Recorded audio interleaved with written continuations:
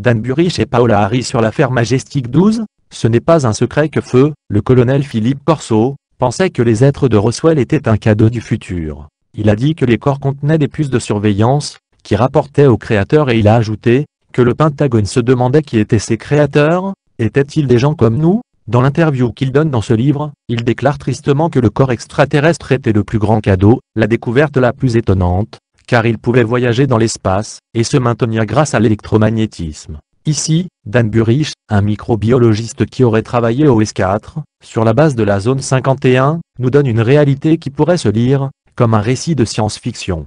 Quiconque a personnellement interviewé Dan face à face, peut constater qu'il est sincère en racontant des épisodes réels. Je crois personnellement que toute interaction entre des civilisations extraterrestres avec des témoignages directs vaut la peine d'être étudiée. Cependant, ma règle d'or a toujours été de rencontrer ces personnes face à face, de les interroger longuement et d'observer leurs expressions. Certaines personnes revivent leurs expériences et ne les inventent pas. Dans un article intitulé « Psychologie 101 », parler face à face est le meilleur moyen de repérer un menteur habituel, disent les psychologues. Daily Mail, dimanche 14 janvier 2007.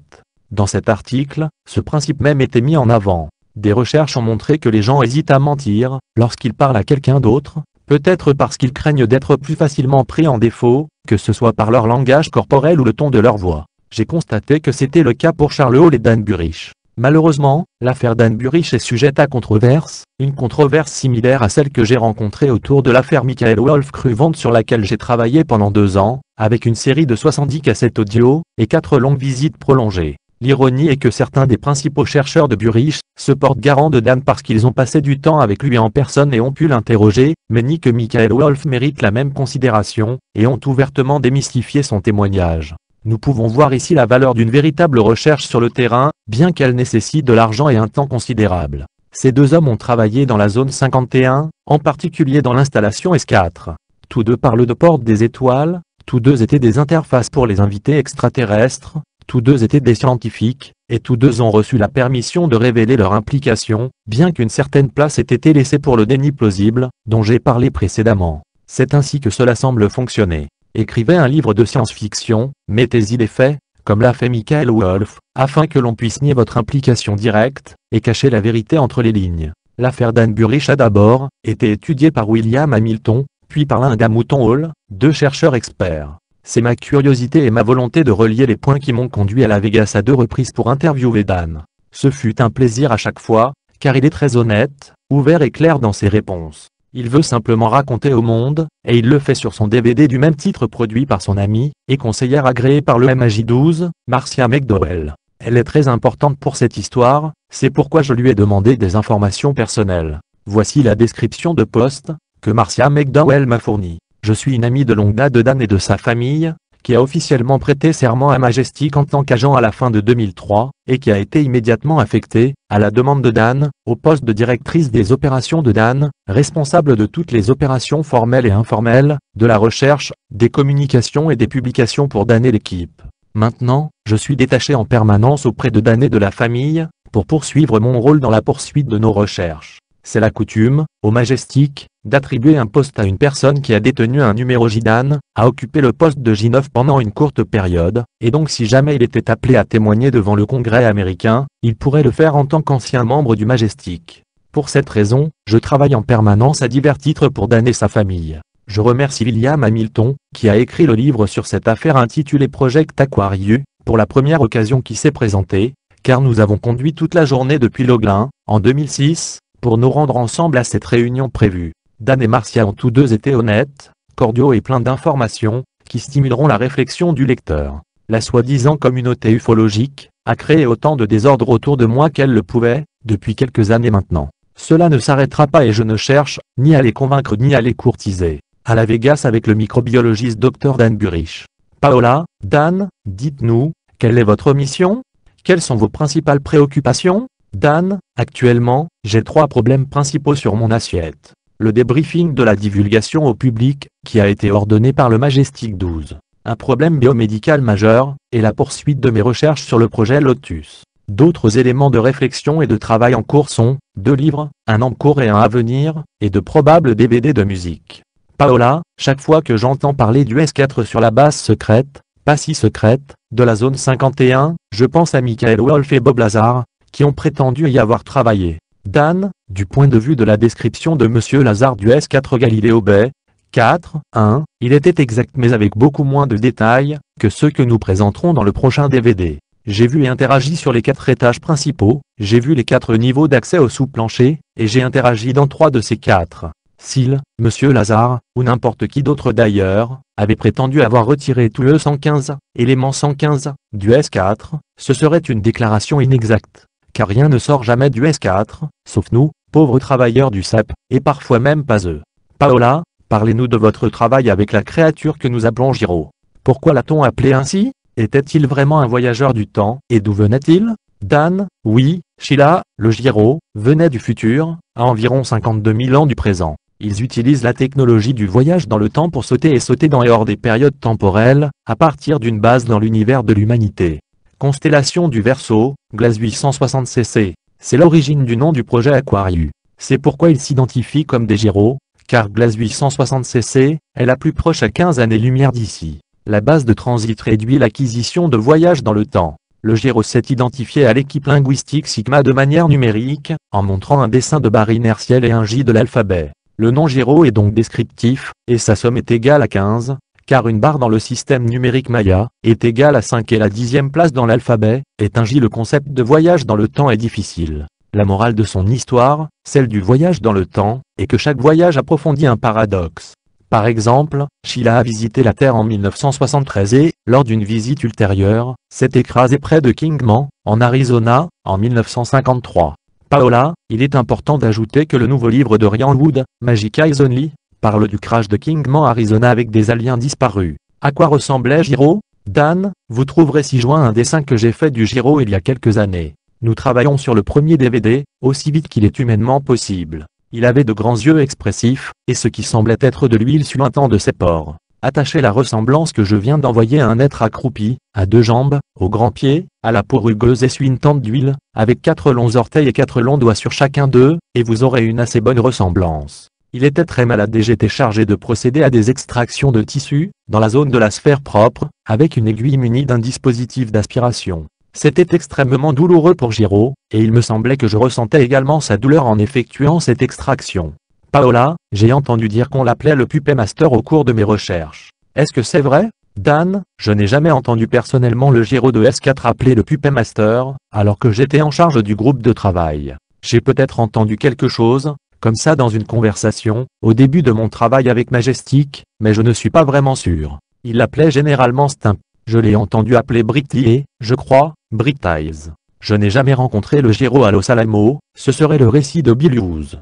3 Giros se trouvaient dans le crash de Kingman, un Giro présent depuis plus de 52 000 ans, nommé Sheila, qui a été emmené au S4, c'est celui que j'ai rencontré, un Giro présent depuis plus de 45 000 ans, qui a été emmené à Los Alamos, présumé être celui rencontré par Bill Hughes, et un Giro présent depuis plus de 45 000 ans, mort sur le lieu du crash. Dessin de Bill Hughes ci-dessous.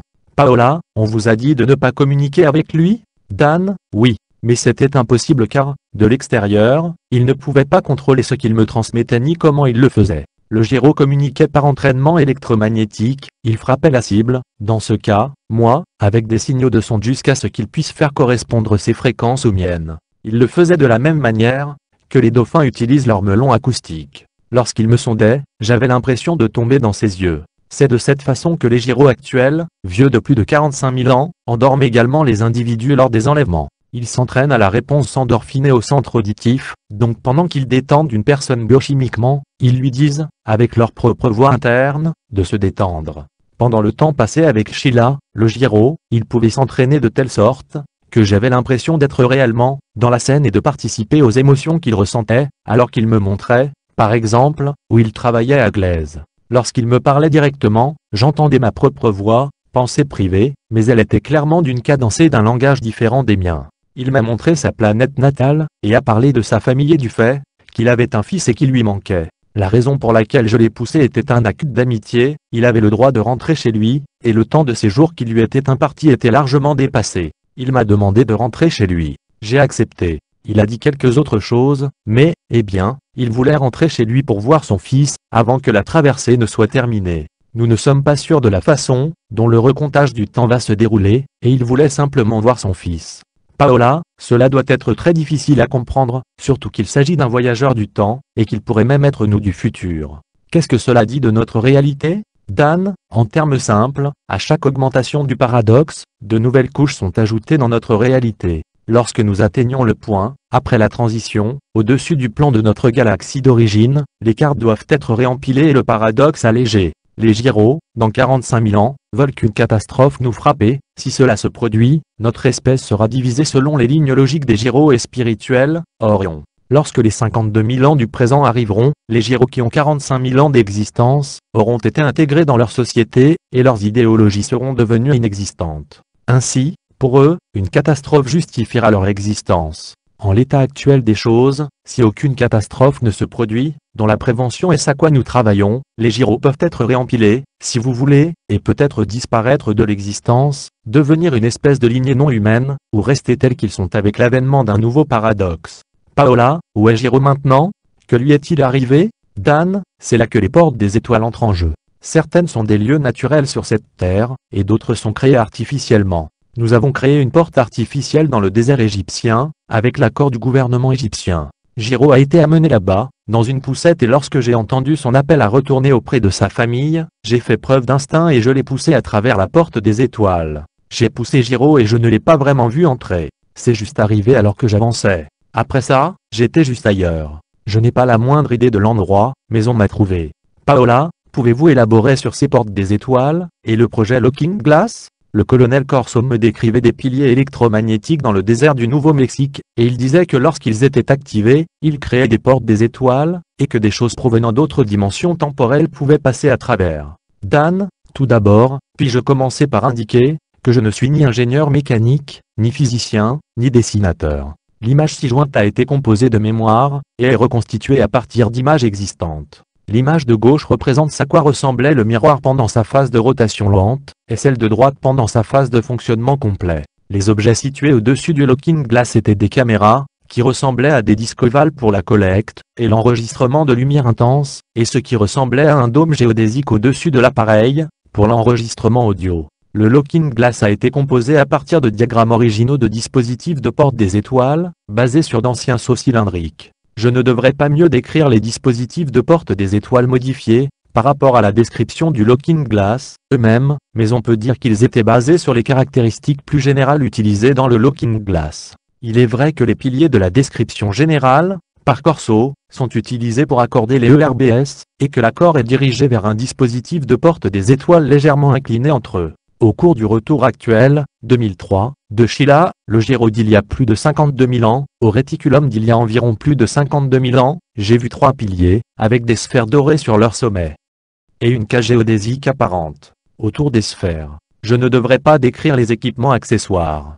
2 piliers se trouvaient à l'avant, avec un pilier derrière le dispositif de la porte des étoiles inclinée. Je ne pouvais voir le 3e pilier, que lorsque je me tenais sur un côté de la zone de l'appareil, car la zone entre les 2 piliers, devant l'appareil à porte titrée, était remplie d'un ovale gris sombre, qui constituait la zone de l'événement. J'ai remarqué que le Looking Glass, et les portes des étoiles activées, dégageaient tous deux une odeur de zone très piquante. Dans la salle du Looking Glass, une fois qu'elle a été activée, nous avions l'impression d'être dans une salle ronde ou ovale, même si la salle était généralement rectangulaire. C'était comme si, même si nous pouvions voir les coins de la pièce, l'espace dans la pièce était courbé autour du noyau central, activé, d'un blanc perle lumineux. Par moments, il pulsait et j'ai vu un scintillement bleu autour de lui. La porte des étoiles activée en Égypte était d'un gris dense. J'étais légèrement étourdi près d'elle, et même si je pouvais voir la périphérie ovale de la porte, il y avait une sensation palpable d'une épaisse bulle d'énergie électrostatique autour d'elle. Mes vêtements étaient collés par l'énergie statique. Après l'avoir rencontré avec Sheila, puis m'être retrouvé assise à proximité sur une dalle, j'ai eu beaucoup de mal à marcher et à me coordonner. Cette sensation a duré plusieurs jours. Lorsque je tournais au coin d'un couloir, je surcompensais parfois et je frappais le coin du couloir. D'autres fois, je ne compensais pas assez, je faisais un virage trop large, puis j'avais des vertiges. Paola, dans mes entretiens avec les personnes contactées, elles disent que les êtres semblent parfois se manifester à partir d'une porte des étoiles avec une lumière bleue scintillante. Dan, à propos de l'image technologique de Looking Glass, le scintillement bleu est autour, pas à l'intérieur. Oui, je crois que le bleu a été créé par le gaz d'ozone, comme un sous-produit de l'interaction entre l'électricité et l'air. Si on regarde au centre, c'est un blanc nuageux. Oui, il y avait un certain scintillement, avant que la lumière ne devienne intense à l'intérieur du dispositif de la porte des étoiles, mais pas quand je l'ai vu. Il était déjà engagé et gris plat, aucun scintillement. Quand quelque chose en sort, il se manifeste simplement, ou bien c'est flou, puis il passe à travers. Je n'ai jamais rien vu passer, à part une première expérience où une personne est morte, à S4, vers 1994. Paola, quels accords ces aliens ont-ils avec l'humanité? J'ai entendu dire que nous nous sommes séparés en 2 groupes après une catastrophe, les Gyros et les Orions, qui ne sont pas si positifs. Dan, ce que je sais de vrai, il y a 2 ensembles de traités, les T9, qui impliquent les 45, 52 Gyros, les 52 Orions et nous et les F9, qui impliquent les 52 Gyros, les 52 Orions et nous. Normalement, lorsque je mentionne un Gyro, je pense à celui avec lequel j'ai interagi, un présent de plus de 52 000 ans. Les Gyros du présent plus 52 000 ans, ne parlent généralement pas de manière audible, mais peuvent émettre des sons de langage vestigiaux. Celui avec qui j'étais avait complètement perdu cette capacité. Les Gyros du présent plus 45 000 ans, peuvent ces Gyros de 45 000 ans dans notre futur parler le langage de manière audible, à un degré très limité. Paola, Dan, que veux-tu qu'il arrive avec ton histoire? Je sais que tu préfères travailler dans le domaine de la microbiologie, et tu veux juste en finir avec ça, ton mandat pour révéler la vérité. Dan, pour mon bien personnel, et ma paix personnelle, avant l'ajournement, l'ancien MJ a ordonné que mes discussions publiques sur mon histoire ne s'étendent pas au-delà de septembre 2007 environ. Il a ordonné cela pour me protéger et pour s'assurer que je serai disponible pour assister à la fête du 60e anniversaire de la création de Majestic, qui se tiendra quelque part sur la côte est, en septembre 2007. C'est ce qu'il m'a dit. Mais, je vais le dire tout de suite à tout le monde, ça ne durera pas aussi longtemps. De toute façon, je n'ai absolument aucun intérêt à parler en public, que ce soit à la radio ou en personne. Je n'ai aucun intérêt à être populaire, ou à jouer à des jeux de relations publiques. Je laisse cela à d'autres personnes, qui s'intéressent à ces questions. J'accomplis ce que je dois faire, puis je poursuis ma vie, mes recherches et mes publications. Je comprends que certaines choses sont programmées, pour que je puisse remplir mes commandes de niveau 1, et la diffusion importante de ces informations, donc bien que j'en sois honoré, je supporte personnellement les interviews. Je ne trouve aucun plaisir dans la publicité, aucun. Je suis, par nature, un chercheur reclus. Cela ne changera pas. Paola, mais Marcia m'aide en publiant votre DVD d'information, qui se trouve sur mon site web, www.paolaricom. Il s'appelle Tell the World et il laisse le spectateur décider de manière appropriée, car vous racontez votre propre histoire, au lieu d'être mal interprété par un journaliste. Dan, oui, c'est vrai. Nous avons finalement réussi à le faire nous-mêmes. Bill Hamilton fait partie des meilleurs enquêteurs, et a écrit un livre sur mon histoire intitulé Project Aquarius, qui est donc sorti. Mais nous prévoyons un livre probable sur l'émanation du solfeggio, une possible biographie, un nouveau livre très probable sur les aigles, la poursuite de la publication de matériel de débriefing via des DVD, avec un DVD de questions communautaires anticipées, un très probable DVD sur le lotus avant un éventuel livre sur le sujet de l'évolution, d'autres publications ou livres de recherche, des DVD et des CD de relaxation, guérison tonale. Ceci, si Dieu veut que je vive aussi longtemps, peut durer des années. J'espère que je vivrai aussi longtemps. Rien de tout cela, cependant, n'indique en aucune façon ma volonté de sortir en public, et d'être exposé au cirque continuel. Cela n'arrivera pas.